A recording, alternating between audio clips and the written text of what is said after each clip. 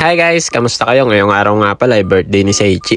Kakaluto nga lang daw pala ng spaghetti nito. Ayan, nauna na nga kumain si Botchog, dinaig pa yung may birthday.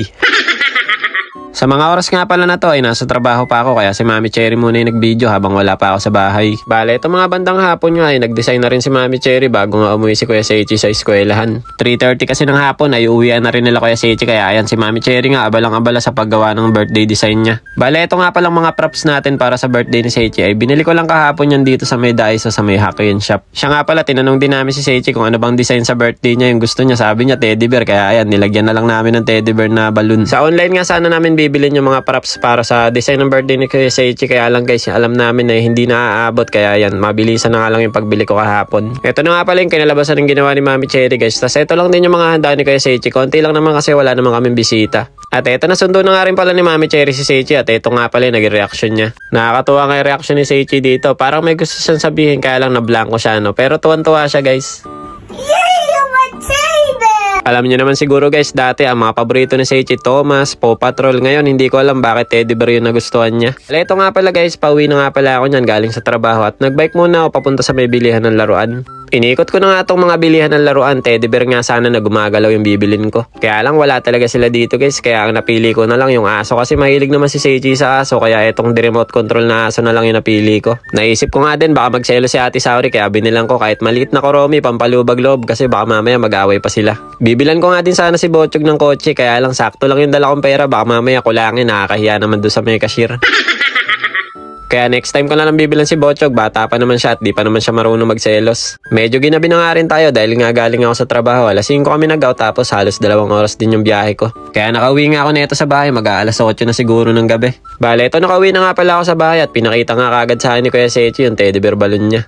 Pinagmamayabang kasi yung design daw ng birthday niya ay teddy bear kasi yun daw yung gusto niya eh. Pagdating ko nga pala sa bahay, medyo kumakain na nga rin pala sila dahil nga nagutom na raw kakaantay sa akin. Pagdating ko pa nga lang, pinabuksan na agad ni Seichi yung regalo namin ni Mami Cherry sa kanya. Natatawa nga kay Botchog guys, wala siyang pakialam habang nag-unboxing kami dito siya kumakain lang ng spaghetti. Sabi niya siguro, bahala kayo dyan, gutom ako.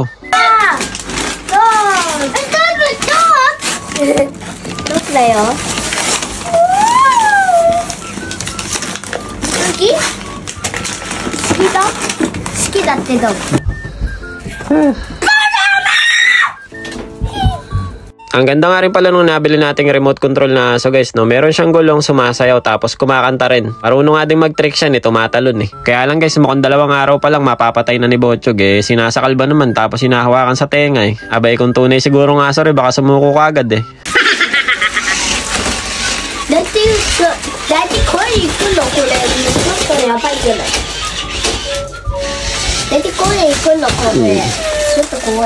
Bale ito pagtapos nga namin libangin yung mga bata ay kumain na rin kami ni Mami Cherry. Medyo gutom na rin kasi ako niyan kasi galing ako sa trabaho, medyo malayo din yung biyahe natin. Handa nga pala ni Seichi guys, lola ko yung nagluto niyan, yung kutsinta tapos yung spaghetti naman luto ng nanay ko. Tapos yung pizza naman pinadala yan ng nanay ni Mami Cherry kaya maraming salamat po sa mga nagluto at saka sa nagpadala ng pagkain. Hindi ko na nga lang inabutan yung mama ko tsaka yung lola ko dahil nga galing tayo sa trabaho kaya pag uwi ko ay nakauwi na rin sila. Pagtapos naman namin kumain ito kakantahan na nga namin si Kuya Seichi.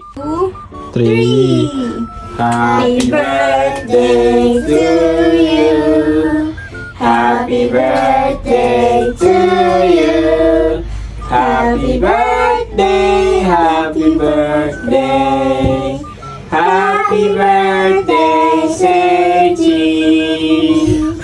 Yay!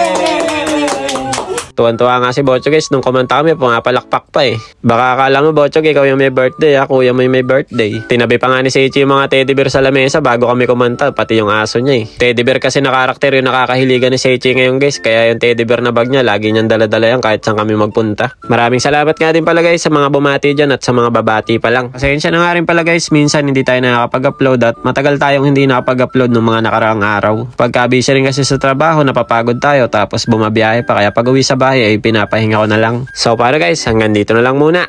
Kita-kitsa lang ulit tayo next video. Yan eh, mata ne.